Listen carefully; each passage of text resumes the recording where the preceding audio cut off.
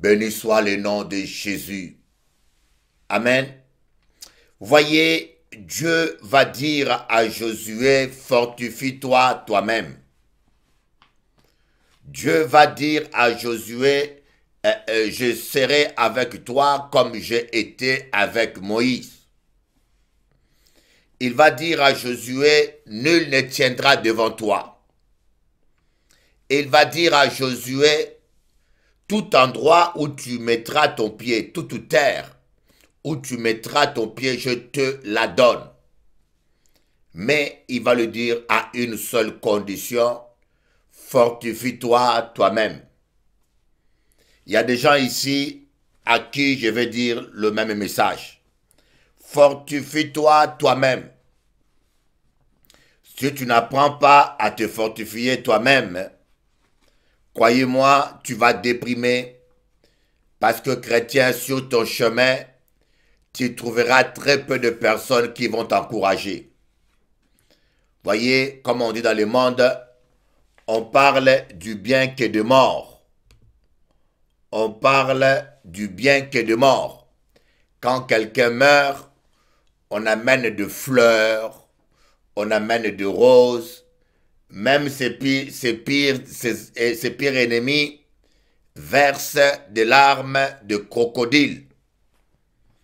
Yo estaban explicando que no espere que la gente te hace complimente. Voilà. Bon. Ne t'attends à rien des hommes. Le meilleur médicament contre la déception, c'est ça. La meilleure attitude contre la déception, c'est de ne pas s'attendre à rien d'aucune autre personne. Faites du bien aux gens, mais ne vous attendez à rien. Ce matin, je parlais avec un pasteur. Il m'a dit, un apôtre plutôt, il m'a dit, Bishop Eli, c'est normal. Tu ne peux pas t'imaginer combien de fois des chrétiens sont ingrats. Des chrétiens qui sont ingrats. J'ai des enfants que j'ai élevés en Guadeloupe. Certains même que j'ai soutenus. Certains, je vous dis que j'étais pour eux comme un père. Mais ils sont à Paris. Ils ne viennent même pas me saluer. Ils ne viennent même pas me voir. Même pas un coucou. Mais c'est les pasteurs, leur nouveau pasteur qui m'appellent pour me demander leur témoignage. Et je parlais avec un de pasteurs honnêtes qui m'a appelé pour avoir le témoignage de cette personne. Je dis, mais oui, c'est une bonne personne. Elle est comme ma fille. Je connais sa mère, son père. Elle a grandi dans mon église, mais je ne comprends pas comment. On n'a jamais eu de problème, il est à Paris. Même pas un bonjour, même pas un coucou. Et je vous dis, si vous voulez que quelqu'un ne vous oublie jamais, donnez-lui une bonne gifle, il ne vous oubliera jamais. Si vous voulez que quelqu'un ne vous oublie jamais, qu'il pense toujours à vous jusqu'à sa mort, donnez-lui publiquement une bonne gifle. Vous êtes sûr qu'il ne vous oubliera jamais. Mais quand vous lui faites du bien, vous pouvez lui sauver la vie. Vous pouvez lui donner à manger. Quoi que vous fassiez, c'est comme si vous n'avez rien fait. C'est comme ça qu'est l'être humain. L'être humain, il est comme ça, on ne peut pas le changer. L'être humain est de nature ingrate. Mais merci Seigneur Jésus pour ta fidélité. Nous ne devons pas être ingrats, nous. Amen. La Bible dit, soyez reconnaissants. Soyez reconnaissants. Soyons reconnaissants à Dieu pour tout ce qu'il fait dans nos vies. Soyons reconnaissants à Dieu parce que beaucoup sont morts. Mais Dieu nous garde encore en vie. Alléluia. Soyons reconnaissants envers Dieu qui nous protège, qui prend soin de nous, qui veille sur nous. Debemos agradecer Dios. El Dios quien cuida de nosotros. El Dios quien se preocupa cada día de nosotros. No hay Dios como Jesucristo, un Dios bueno y maravilloso. Merci Seigneur.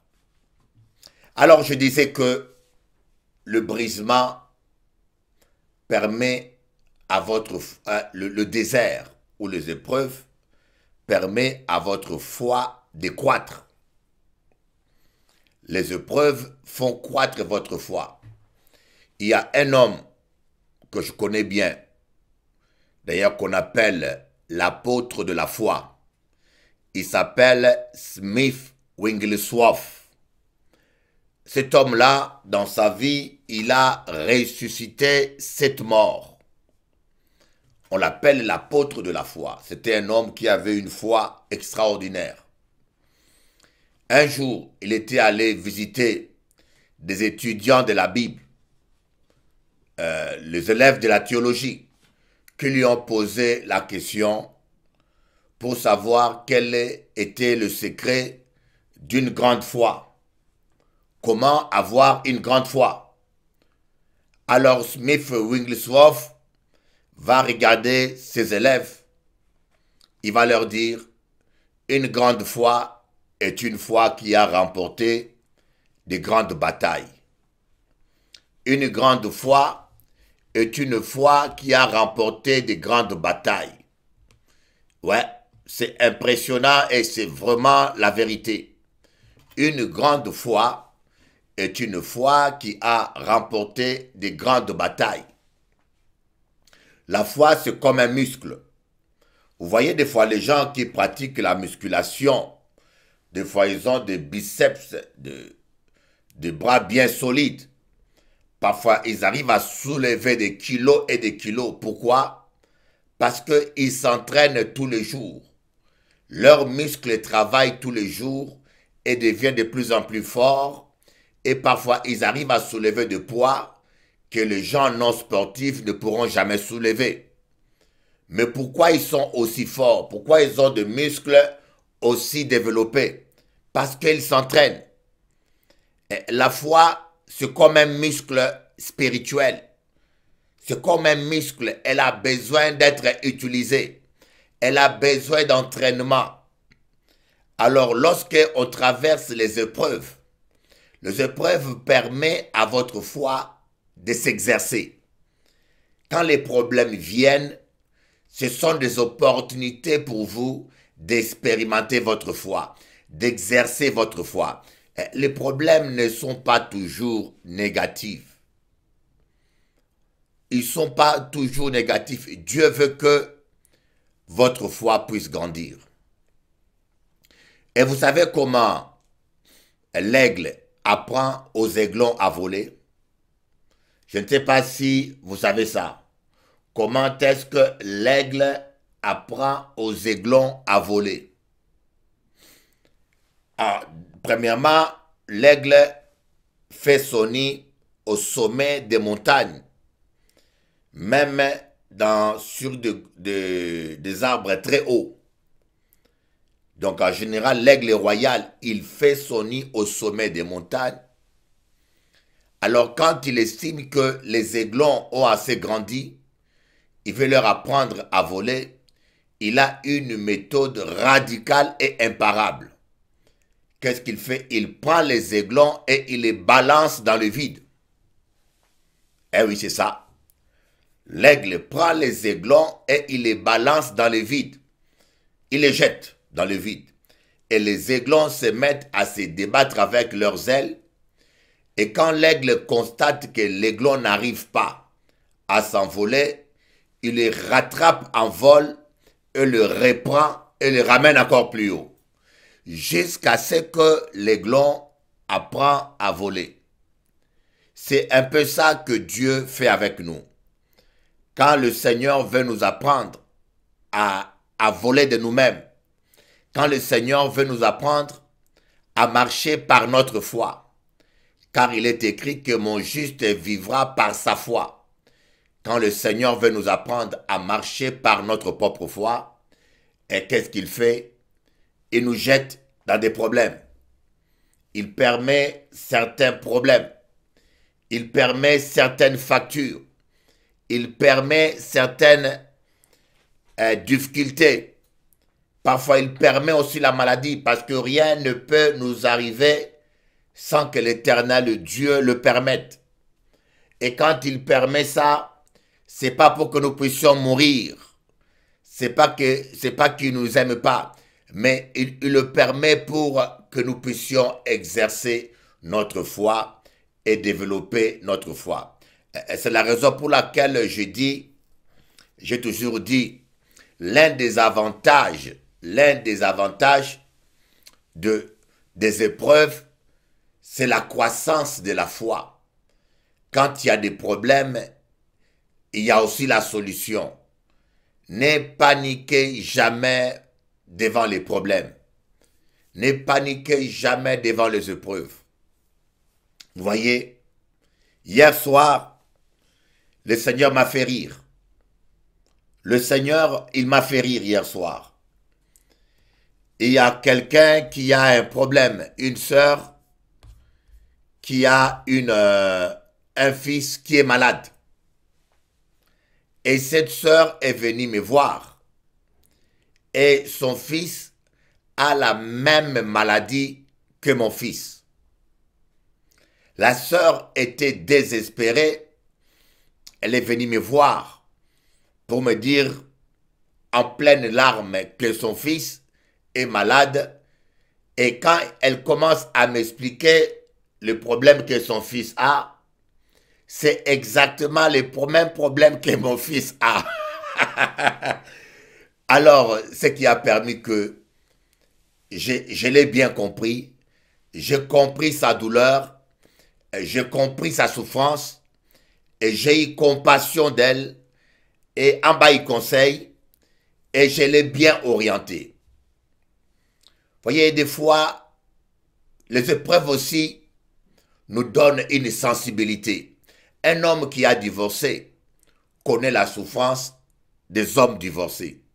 Vous savez, au début, moi, quand je voyais un homme pleurer, je me rappelle, j'étais un jour à l'église de Meaux, lorsque un homme bien costaud, il est venu me voir, il m'a dit que sa femme l'a abandonné. Vous voyez, et il était en train de pleurer. Et j'ai prié pour cet homme-là, mais j'avais du mal à comprendre comment un homme peut pleurer pour une femme. Je ne comprenais rien du tout. Et au fond de moi, je pensais que je me disais, cet homme-là, il est un faible. C'est pas possible, il est un faible. Et ça, c'est au fond de moi. Je raisonnais comme ça. Je ne sais pas si vous comprenez. Je raisonnais comme ça. Jusqu'à ce que, un jour, moi aussi, j'ai vécu la même chose. Je connais ce qu'on appelle une déception amoureuse. Je me rappelle bien, il fut un moment, la mère de mes enfants, elle a décidé de quitter la Guadeloupe, d'aller vivre à Atlanta.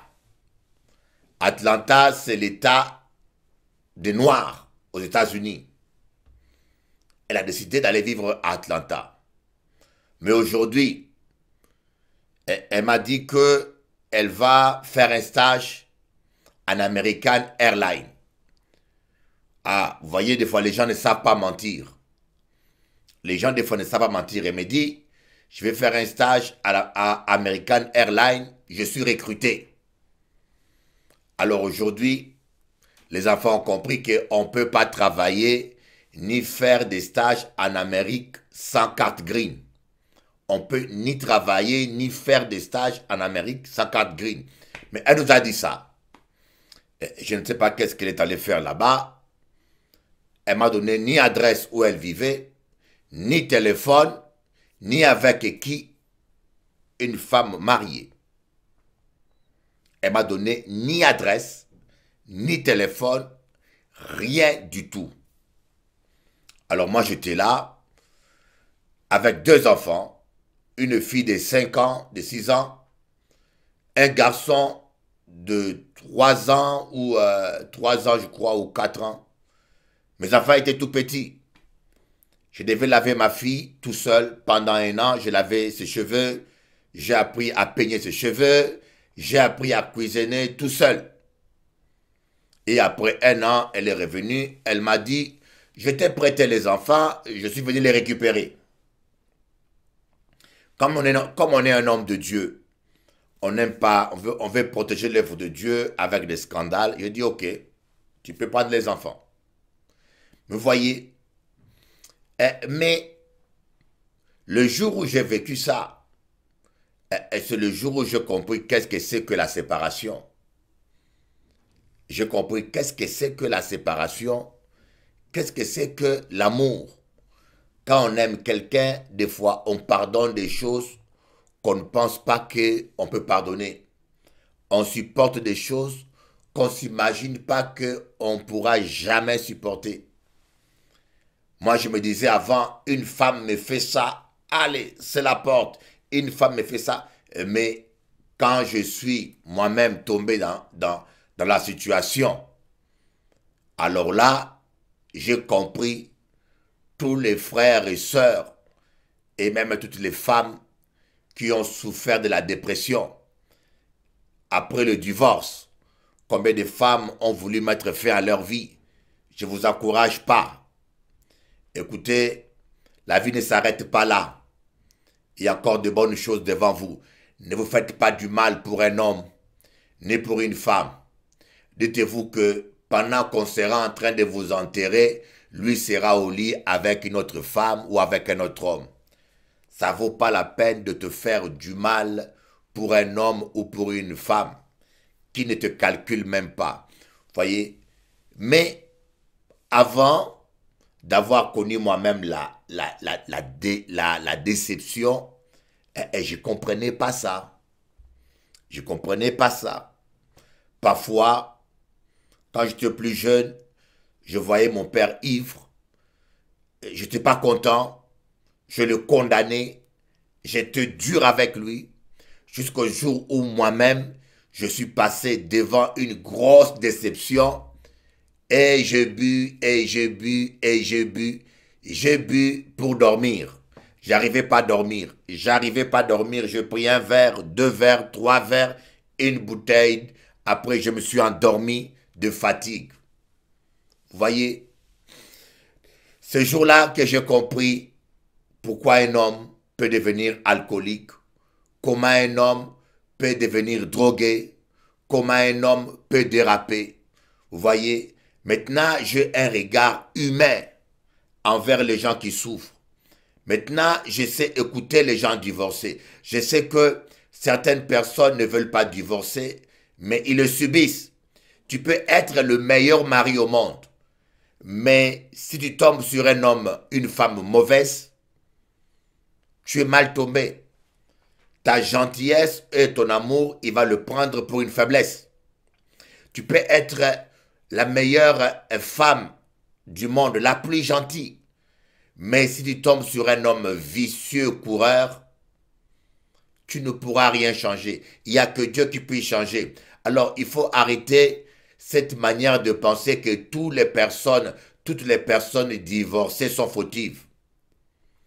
Il y en a qui sont divorcés, mais il y en a qui sont mariés et qui sont encore pires. Il y en a qui sont ensemble, mais qui font chambre à part. Il y en a qui sont ensemble, mais qui sont encore pires que ceux qui sont divorcés.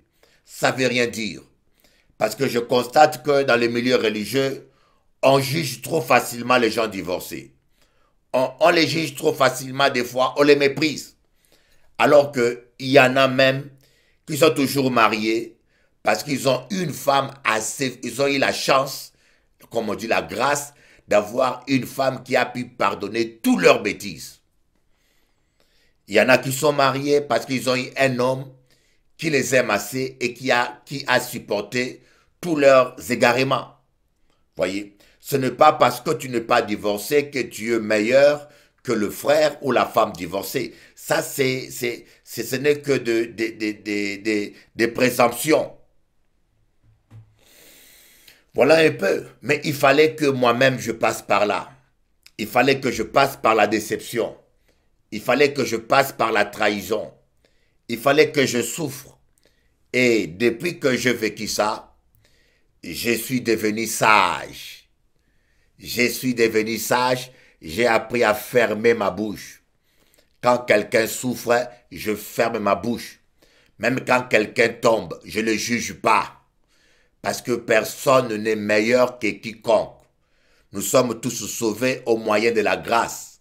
Nous sommes là parce que Christ nous a attirés. On n'est pas meilleur que les autres. Nous sommes là parce que Jésus-Christ nous a attirés et il a eu pitié de nous. Alléluia. Alléluia. Alléluia. Voilà un peu. Donc je voulais dire que les épreuves augmentent notre sensibilité. Je me rappelle toujours un jour, j'ai prêché à la télévision dominicaine de la grâce de Dieu et je prêchais dans beaucoup de télévisions dans le monde. Et bizarrement, la télévision dominicaine s'appelait Télé Antilla. Télé Antilla. Et je prêchais là et je parlais d'un message qui parlait de revenir vers Dieu. Et après avoir prêché, j'ai terminé, un pasteur m'a appelé. Et ce pasteur était en larmes. Il m'a dit qu'il a vécu un divorce. Il avait trompé sa femme. Il reconnaît qu'il a commis une faute. Mais sa femme a décidé de se séparer de lui. Il n'a pas pu supporter ça. Et il a abandonné le ministère. Et il s'est mis à boire. Il m'a dit, Bishop Eli, je t'appelle. Là, je suis dans un bar. Je bois et je m'enivre. Il s'est mis à pleurer. J'ai eu la compassion. Je ne pouvais pas le juger. Parce que moi aussi, j'étais un jour ivre quand la mère de mes enfants avait demandé le divorce. Eh oui. Voyez, je ne peux pas le juger parce que je ne suis pas mieux. Je connais qu'est-ce que c'est qu'être ivre à cause du chagrin. J'ai toujours dit, boire n'est pas un péché, mais ne pas boire c'est mieux. Celui qui boit ne pêche pas, mais celui qui ne boit pas fait mieux. Celui qui s'enivre pêche. Voyez, la parole de Dieu est claire. Je me rappelle des moments que je passais tellement difficiles.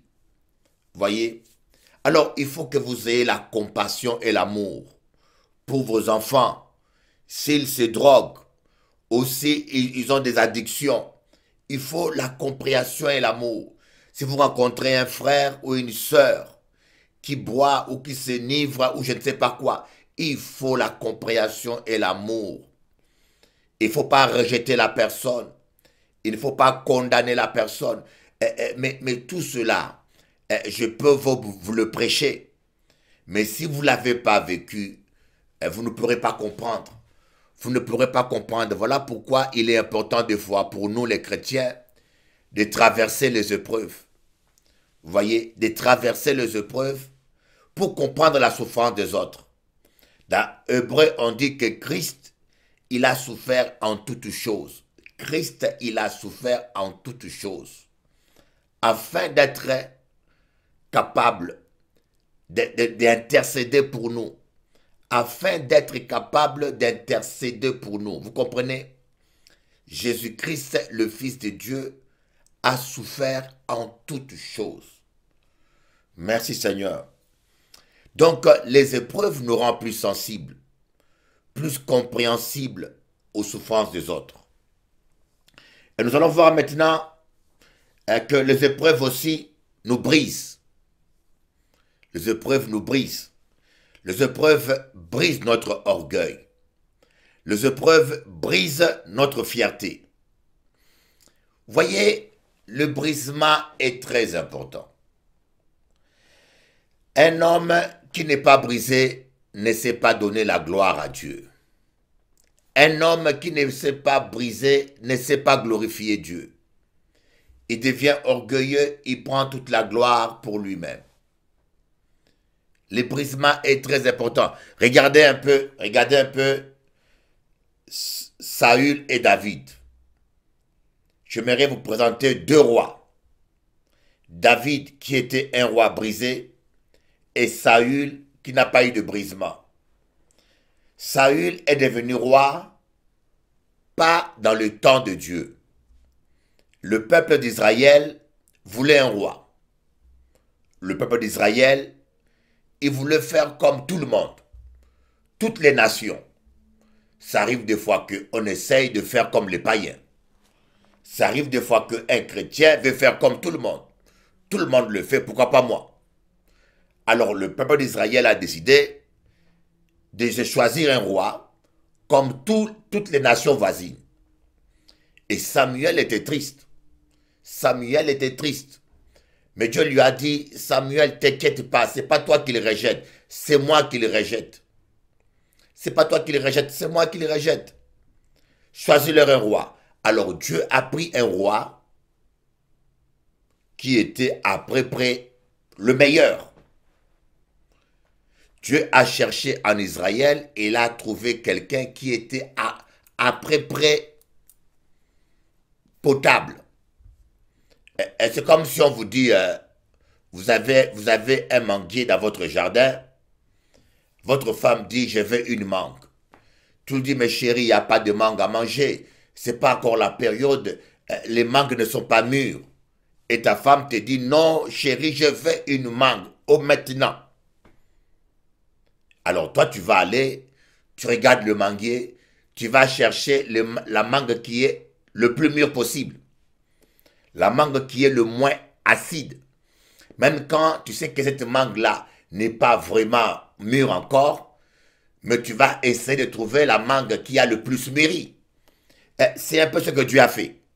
Israël voulait un roi et Dieu a pris la personne qui était le plus mûr, le plus qualifié à peu près. Donc Dieu n'a pas eu le temps de façonner Saül. Dieu n'a pas eu le temps de briser Saül. Alors Dieu a mis Saül roi, un roi non brisé. Et vous avez vu comment il a amené Israël au désastre. D'abord, il n'était pas brisé, il aimait tellement sa gloire, il aimait sa royauté plus que Dieu. Au lieu d'influencer le peuple, c'est le peuple qui est influencé. Samuel lui a dit, vous à l'interdit toutes les personnes, toutes les Amalek et leur bétail. Mais pour faire plaisir au peuple, il a sauvé le roi des Amalek et il a gardé le bétail. Il va dire à Samuel, le peuple voulait qu'on garde les bétails pour donner. C'est le peuple qui le dirige. Samuel lui dit, Saül, attends-moi, je viens le 7e jour faire le sacrifice. Saül va attendre Samuel le 7e jour. Et quand Samuel tarde à venir, Saül va écouter le peuple. Il voit que le peuple commence à partir, à l'abandonner. Et Saül, comme il aimait beaucoup le peuple, il a fait le sacrifice à la place de Samuel. Vous voyez, des fois, nous les pasteurs, nous aimons tellement remplir nos églises. Nous les pasteurs, Bino Bataille, nous les pasteurs, nous aimons tellement remplir nos églises, il y a des messages que nous ne prêchons plus. Sinon, ça va déranger certaines personnes. Il y a des messages que nous ne prêchons plus parce que nous avons peur de perdre certaines personnes. Et au fur et à mesure qu'on veut gagner, plaire aux hommes, on déplaît à Dieu. L'apôtre Paul dit, si je voulais seulement plaire aux hommes, je serais plus serviteur de Dieu. Donc Saül, son problème principal, il n'a pas été brisé. Et comme il n'a pas été brisé, Dieu lui a envoyé quelqu'un pour l'aider. Et David. David est venu pour sauver Saül. Il s'est battu avec Goliath. Il a mis sa vie en danger. Il s'est battu avec Goliath pour sauver l'armée d'Israël. Mais Saül a mal vécu l'élévation et la gloire que Dieu a donnée à David. il a commencé à combattre David. Les gens qui ne sont pas brisés sont comme ça. Les gens qui ne sont pas brisés n'acceptent pas que quelqu'un ait une plus grande église que lui. Les gens qui ne sont pas brisés n'acceptent pas que quelqu'un soit plus riche que lui. Les gens qui ne sont pas brisés n'acceptent pas que quelqu'un reçoive mieux que lui. Lorsqu'on n'est pas brisé, on devient un problème grave, grave, grave. Et vous savez comment Saül est allé jusqu'à consulter les sorciers. Saül est allé jusqu'à consulter les gens qui évoquent les esprits de mort. Et il s'est fait condamner. Tandis que David était un roi choisi par Dieu, formé par Dieu et façonné dans les épreuves. David était façonné. Il était un berger. On l'avait rejeté, mais Dieu l'a commencé déjà à les façonner depuis ce temps-là. Quand il surveillait les moutons, il prenait le temps pour adorer Dieu, pour écrire ses psaumes. Et Dieu l'a façonné déjà, Dieu l'a déjà entraîné. Un jour, il a vu un ours. Il a vu un problème. Le plus grand problème que David a eu, c'était le rejet de sa famille. Sa famille a dit, toi, tu n'es pas prêt pour l'armée. Toi, tu n'es pas prêt pour l'armée. Tu es bien pour garder les moutons. Mais sa famille ne savait pas que David était appelé à diriger l'armée d'Israël. Sa famille ne savait pas que David serait l'un des plus grands guerriers de l'histoire d'Israël. Voyez, il y a des gens qui ignorent vos capacités. Il y a des gens qui ignorent ce que vous êtes parce que Dieu les aveugle. Parce que Dieu a un plan pour vous. Quand quelqu'un vous sous-estime ou vous rejette, n'en faites pas un drame. Toute chose concourt au bien de ceux qui aiment Dieu. On a pris David, on a dit, toi, tu vas aller garder les moutons. Mais c'est Dieu qui a permis ça. Pour que David apprenne à passer le temps pour servir Dieu. Dieu voulait d'abord former le cœur de David avant de former les muscles de David. Pendant que ses frères étaient en train de muscler leur corps, de faire tous les sports des soldats, David, lui, il musclait sa foi. Il apprenait à développer sa foi en lisant et en méditant la loi de l'Éternel, nuit et jour, et en chantant des psaumes à la gloire de Dieu. Voyez, sa famille l'a rejeté, mais Dieu a permis ça. Donc le premier problème de David, c'était le rejet. Deuxième épreuve de David, un jour il garde les moutons, un ours apparaît. Un ours vient pour le dévorer. Un ours vient pour les détruire. Mais c'est Dieu qui a permis ça. Dieu voulait développer la confiance de David en lui. Dieu voulait apprendre à David à avoir de l'assurance. Et David, il a affronté l'ours. Sûrement, je ne sais pas s'il était blessé ou pas, mais David a tué l'ours. Et David s'est rendu compte, au travers de cette épreuve, que Dieu était avec lui, qu'il était capable de tuer l'ours, que Dieu était avec lui. Alléluia. Ha, yakababa, yandababa, yandababa. Troisième épreuve, et Dieu a permis qu'un lion surgisse. David a vu un lion. Il n'a pas dit Dieu tu m'as abandonné. Il ne s'est pas dit Dieu m'a abandonné. Il ne s'est pas dit que les sorciers sont là. Ils ne sont pas dit que le sorcier m'attaque. Il n'a pas dit qu'on m'a envoûté. David a fait face au lion et il a tué le lion. Toutes ces épreuves-là préparaient David à un vrai combat, à affronter Goliath. Les épreuves sont des entraînements, mes amis. Les épreuves sont des entraînements par lesquels Dieu nous prépare à de plus grands combats. Aïe, aïe, aïe, aïe, aïe, aïe. Plus grandes sont tes épreuves, plus grande est ta destinée, mes amis.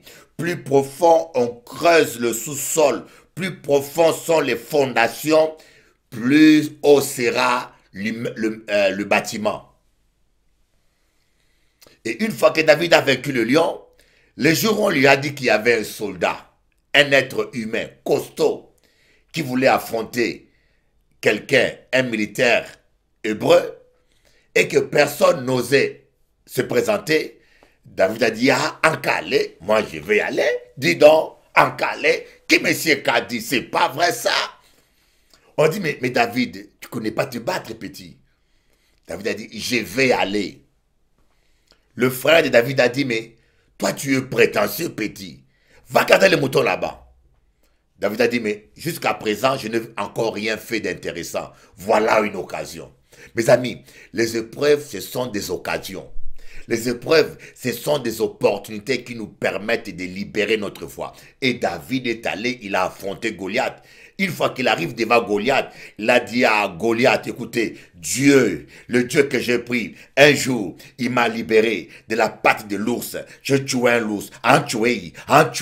Écoute-moi Goliath, un jour, le lion est venu aussi, un déchiré, amène Goliath, un déchiré.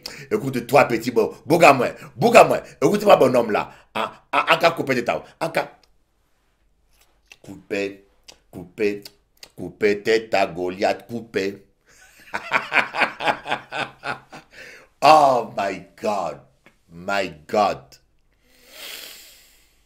Tu es merveilleux. Tu es bon. Mes amis, les épreuves que vous vivez, ne pleurez pas. N'en faites pas un drame. Dites seulement, Seigneur, toute chose concourt au bien de ceux qui t'aiment. Toute chose concourt au bien de ceux qui t'aiment. Dieu t'aime. Dieu, il t'aime. N'oublie jamais ça. Dieu, il t'aime.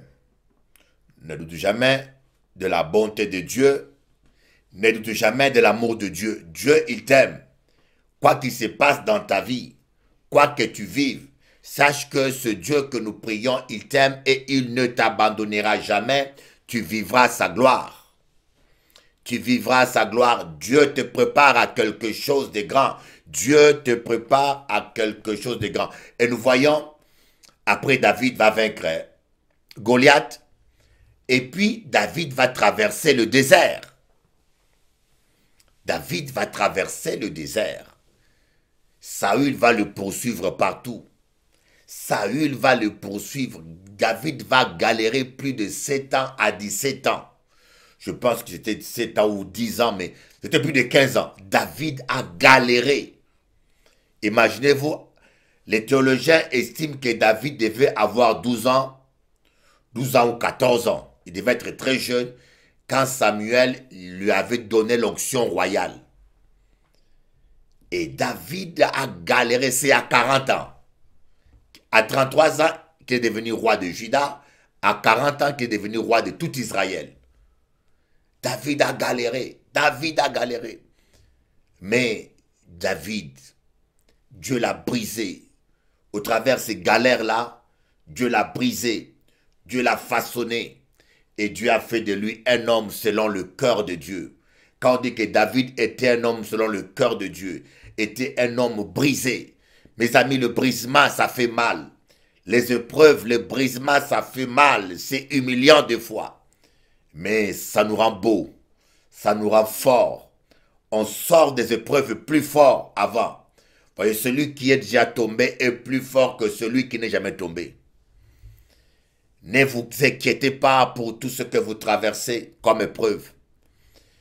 Apprenez à faire confiance à Dieu et à dire Seigneur merci. Je ne comprends pas ce qui se passe aujourd'hui dans ma vie. Je ne comprends pas pourquoi je me retrouve seul. La solitude me pèse. Voyez, ce matin, j'ai senti la solitude. J'ai senti la solitude tellement fort. Et je peux vous dire, la solitude parce que les enfants sont embêtants, hein? Mais quand ils ne sont pas là, ça fait un vide. J'ai senti la solitude et quand vous sentez la solitude, vous devenez faible. Surtout quand vous êtes triste. Quand vous êtes triste, il ne faut pas avoir un homme célibataire ou une femme célibataire autour de vous. Parce que vous devenez fragile. Ce n'est pas le sexe que vous cherchez, mais c'est l'affection. Il y a beaucoup de femmes ou beaucoup d'hommes qui sont tombés, non pas parce qu'ils cherchaient le sexe. Vous voyez, des fois, voilà un conseil que je peux donner aux femmes mariées. Donnez l'affection à votre mari. Homme marié, donne l'affection à ta femme. La vie du couple, ce n'est pas que le sexe. Il y a des hommes qui trompent leurs femmes. Je ne dis pas tous les hommes. Il y a certains hommes qui trompent leurs femmes. Ce n'est pas le sexe qu'ils cherchent. Parfois, c'est l'affection qu'ils cherchent. Un jour à Saint-Domingue, j'ai commencé à prêcher à une prostituée. Je l'ai évangélisée. Et pendant qu'on parlait, je lui ai posé la question. Qu'est-ce qui se passe? Qu'est-ce qui se passe? Qu'est-ce qui se passe? Quels sont des genres de clients que vous cherchez? Comment sont tes clients? Elle va me dire, la plupart de mes clients sont des hommes mariés. J'étais choqué. Elle m'a dit, la plupart de mes clients sont des hommes mariés. J'ai dit, ah bon? Alors pourquoi ils viennent? Il m'a dit, Bishop, tu seras choqué, ils ne viennent même pas pour le sexe. Je suis une prostituée de luxe. Des fois, un client m'appelle chez lui, il est riche, il a tout, on va à l'hôtel, et il ne fait même pas l'amour. Il se met à parler de ses soucis. Le gars, il est là, il paye toute une soirée, par exemple 2000 €, passer une soirée avec une femme, il ne fait que parler de ses problèmes, il ne fait que parler de ses soucis, il parle de ses angoisses, il parle de ses finances, et puis des fois, c'est le câlin qu'il cherche. La sœur m'a dit, parfois, je les masse, et je les fais rire, c'est fini. Il m'a dit, certains ne cherchent même pas. Voilà pourquoi je vous dis que, homme ou femme, occupez-vous de votre mari. Donc je disais que c'est à cause de cela que beaucoup, si vous êtes mariés, occupez-vous de votre mari. Arrêtez avec une relation conflictuelle. Écoutez-moi bien, je vous donne un conseil. Les relations conflictuelles tuent l'amour à petit feu. Évitez les disputes, évitez les querelles, créez une atmosphère de paix dans la maison. Une femme sage, comme dit le proverbe, une femme sage bâtit sa maison. Celle qui est stupide et insensée la détruit de ses propres mains. Évitez le querelle, ce n'est pas bon. Peut-être qu'aujourd'hui, ton mari ou ton épouse supporte ça. Mais querelle sur querelle qui s'accumule, ça tue l'amour à petit feu. Un jour, ça va craquer.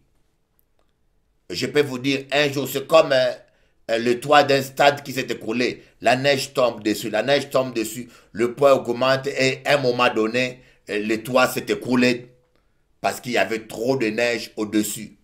Mes amis, lorsque des problèmes s'accumulent, les soucis, les insultes, les critiques, mes attentes, cette femme-là qui t'aime, ou bien cet homme-là qui t'aime, il y aura un jour où ça va craquer, mes amis. Alors, si vous aimez votre mari, vous aimez votre femme, donnez l'affection à votre mari. Donnez l'affection à votre femme.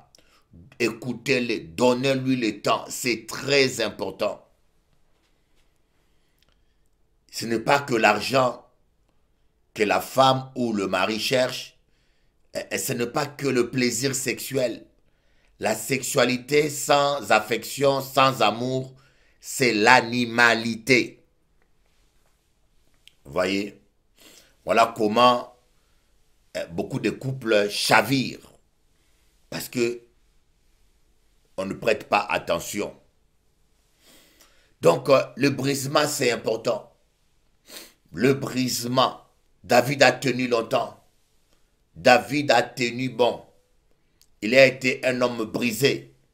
Le jour où il avait péché, lorsque Dieu lui a ouvert les yeux, lorsque le prophète Nathan lui a dit son péché, il ne s'est pas justifié. Il a reconnu sa faute. Il a déchiré ses habits. Il s'est repenti. Vous voyez, un homme brisé sait se repentir. Un homme brisé sait reconnaître ses torts. Un homme brisé sait se remettre en question. Mais quelqu'un qui n'est pas brisé, il est invivable. Un homme ou une femme non brisée est invivable. Il ne reconnaît pas ses torts.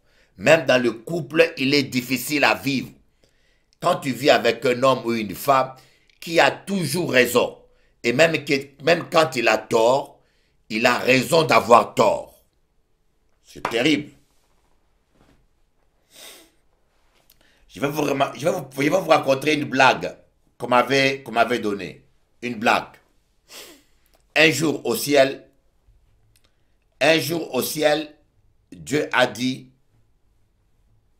je veux que tous les hommes qui viennent au paradis, non, Saint-Pierre, voilà. Saint-Pierre a dit, je veux que tous les hommes qui viennent au paradis se mettent en deux rangs. Un rang où il y a les hommes qui sont dominés par leurs femmes, et un autre rang où il y a des hommes qui ont dominé leurs femmes. Alors Saint-Pierre était choqué de constater que il y avait plein des hommes dans le rang où il y avait les hommes dominés par leurs femmes. Il y avait beaucoup de gens, des gros ventres, des costauds, des tout petits, plein. Et il va maintenant dans l'autre rang, il voit qu'il n'y avait qu'un seul homme. Un homme malheureux, tout chétif. Il s'est mis là. Il a dit, ah bon, c'est bizarre, tu es seul là, donc toi tu dominais ta femme. Il a dit, oui, oui. Il a dit, mais comment tu es venu dans ce rang-là? Tout le monde va là-bas. Et il dit, mais non, c'est ma femme qui m'a dit de me mettre ici.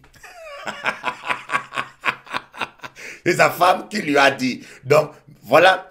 Et une femme ne doit jamais dominer un mari. Une femme ne doit jamais dominer un homme. Ce n'est pas biblique. Ce n'est pas bon qu'une femme domine un homme. L'homme, c'est le chef de la famille.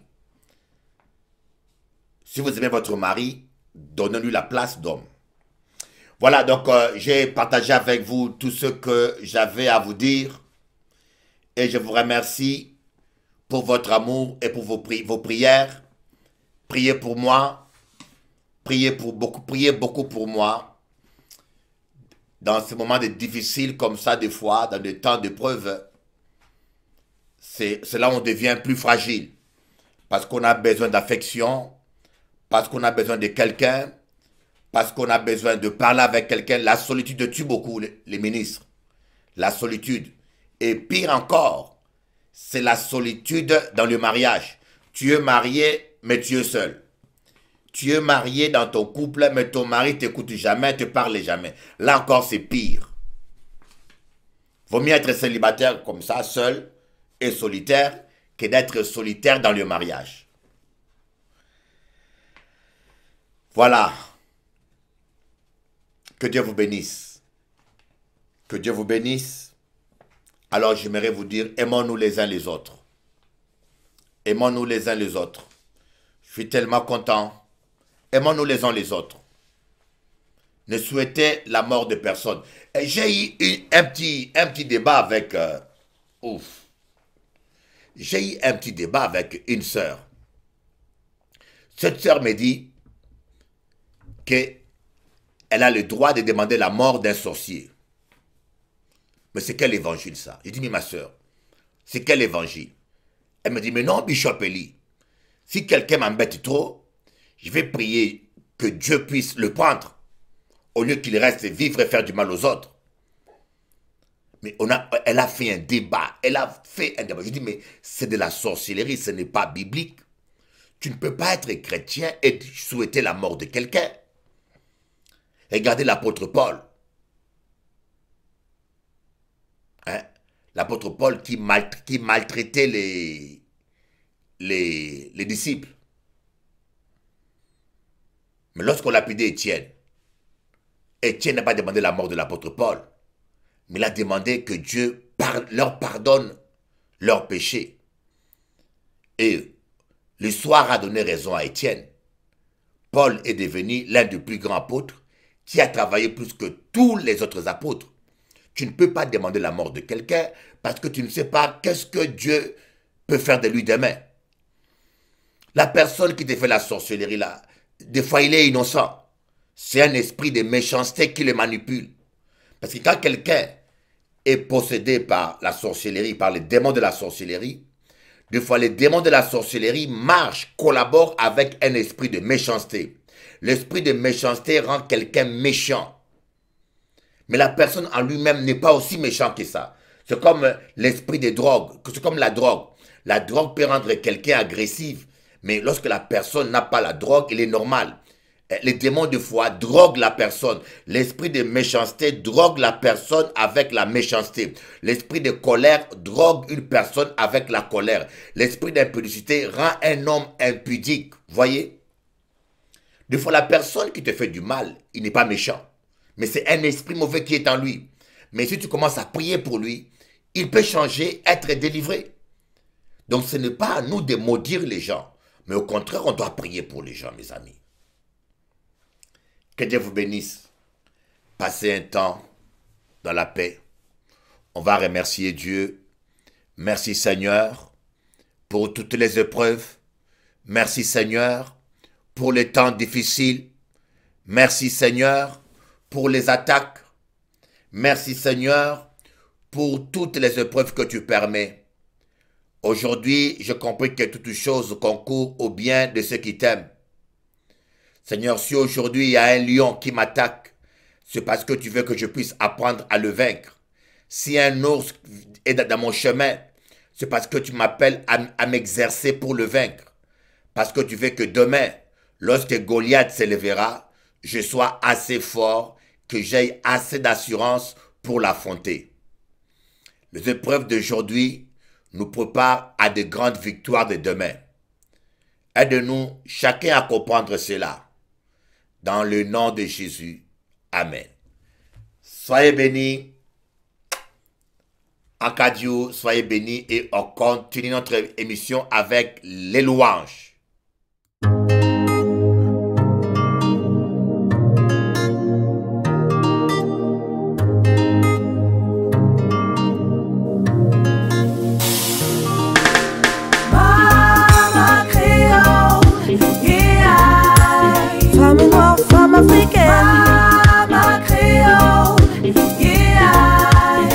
Petite mulâtresse, ma créole,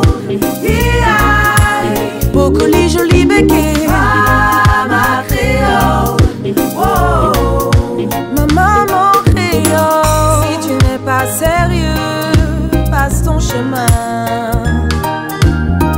car elle a des enfants à nourrir. Trop de responsabilités pour elle seule. Ne joue pas avec ses sentiments. ma créole, Femme noire, femme africaine, ma créole, ma petite mulâtresse, ma créole, Bocoli joli béquet, ma créole, oh, ma maman créole. Maman créole, quand tu pleures, il pleut dans mon cœur. Je ne peux payer la dette de tant de sacrifices que tu accomplis pour moi. Au travers de ce chant, je te dis merci maman pour tout. Merci pour toutes tes larmes qui arrosèrent mon cœur et fit germer mes rêves d'enfant des îles perdues. ma créole, Femme noire, femme africaine, ma créole, ma petite mulâtresse, ma créole, Bocoli joli béquet, ma créole, oh, ma maman créole. Je ne peux pas t'oublier. Je ne peux pas oublier tes larmes pour ces enfants tués au Congo, pour ces enfants soldats condamnés. ma créole, Femme noire, femme africaine, ma créole, ma petite mulâtresse, ma créole, Bocoli joli béquet, ma créole, oh, ma maman créole. ma créole, Ne l'embête pas, ma maman. créole, Thank you, Mom, for everything.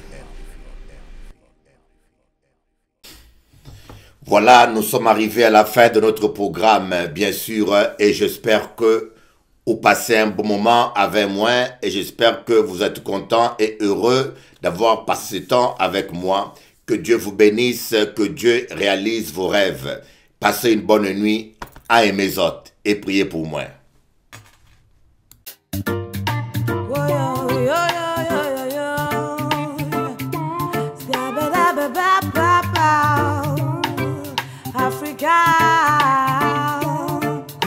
Lève-toi, bats-toi, pour tes droits, bats-toi.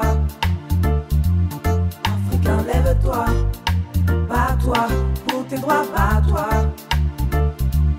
Congolais, lève-toi, bats-toi, pour tes droits, bats-toi. Africain, lève-toi, bats-toi, pour tes droits, bats-toi. Ne compte pas sur la charité de ces nations hypocrites. Ils vous vendent des armes et vous offrent des cercueils humanitaires. Si tu ne prends pas soin de tes enfants, personne ne le fera pour toi. Réclame tes droits à César, oh Africa. Lève-toi, bats-toi, pour tes droits, bats-toi. Lève-toi, bats-toi, pour tes droits, bats-toi. Congolais, lève-toi, bats-toi, pour tes droits, bats-toi. Africain, lève-toi, bats-toi, pour tes droits, bats-toi. Don't rely on the charity of the hypocritical nation who sell you weapons and offer your coffins. Yeah, why? If you don't take care of your children, nobody will do it for you. Claim for your rights, Africa. Fight for your rights, Africa. Lève-toi, you've got to fight. You've got to fight for your lands. You've got to fight for your rights. You've got to fight for your freedom. Tu dois te battre, Africa. Tu dois te battre pour tes terres. Tu dois te battre pour tes droits. Congolais, lève-toi. Fight for your rights, fight for your freedom. Yeah, fight for your rights. Yeah, yeah, yeah, yeah. Lève-toi, bats-toi. You have to fight for your rights. Africain, lève-toi, bats-toi, pour tes droits, bats-toi. Oh, oh, yeah.